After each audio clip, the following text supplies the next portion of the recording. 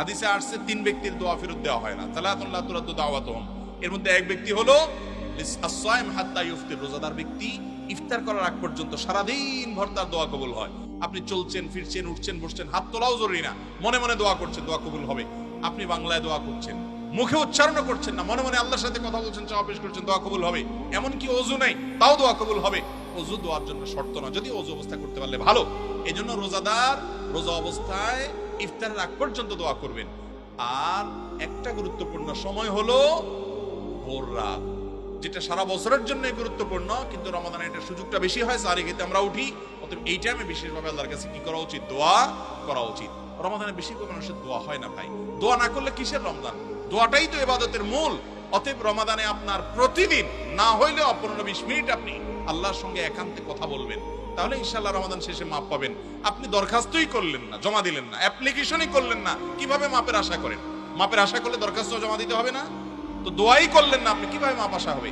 অনেক ভাইরা আছেন রমজান আসলে রোজা রাখে, ইফতার সাহারি করে, তারাবি পড়ে, এই 4 কাজ করে, বাস এর নাম রোজা শেষ। দোয়া দুরুদের খোঁজ খবর নাই। আবার দোয়া আছে ওই যে রেডিমেড দোয়া, হুজুর একটু উঠান, একটু কান্দায় দেন আমাদেরকে, হুজুরের তালে তালে কান্দেন। রেডিমেড দোয়া আছে বাবা, রেডিমেড দোয়া না, নিজের দোয়া নিজে আল্লাহর কাছে পেশ করেন। হুজুরের সাথে কি দোয়া করবেন? হুজুর হয়তো পেটে ব্যথা হয়েছে, বলবে আল্লাহ আমার পেট ভালো করে দেয়। আপনার পেটে কোনো সমস্যা নেই, আপনি বললেন আমিন। আপনার তো পেটে কিছু, আপনার তো মাথা ব্যথা, তাহলে হুজুর আপনার দোয়া করলে হবে সব সময়? আপনি তো বলবেন আল্লাহ আমার মাথা ব্যথা ভালো করে দেন, হুজুর বলবে আমার পেটে ব্যথা ভালো করে দেন। হুজুর হয়তো আরবিতে দোয়া করছে, কথার কথা আর কি, যে আল্লাহ আমার পেটে ব্যথা হচ্ছে আপনি ভালো করে দেন। আপনি জোর করে বলেন আমিন, তাহলে হুজুরের পেটে ব্যথা ভালো হইলো, আপনার মাথা ব্যথা কি হবে? বুঝেন নাই কথা? এই জন্য দোয়াটা নিজের কাছে আল্লাহর কাছে চাওয়া চেষ্টা করতে হবে। আমরা অনেক সময় দোয়া করার কথা বললে বলি কি, বলি হুজুর কেমনে দোয়া করবো আল্লাহর কাছে?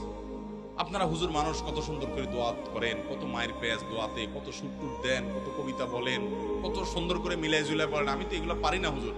আমরা মনে করি আল্লাহর কাছে মায়ের পেজ দিয়ে বললে বোধহয় কবুল হয় না। আল্লাহর কাছে মায়ের পেজের কোনো বাদ নাই। আল্লাহ দেখেন অন্তর অন্তর, চোখের পানি ফেলে কিছু বলতে পারে না, শুধু কায়দা দিচ্ছেন, বস আল্লাহ অন্তরের খবর জানে কি চাইতেছেন, মঞ্জুর হয়ে যাবে ইনশাআল্লাহ।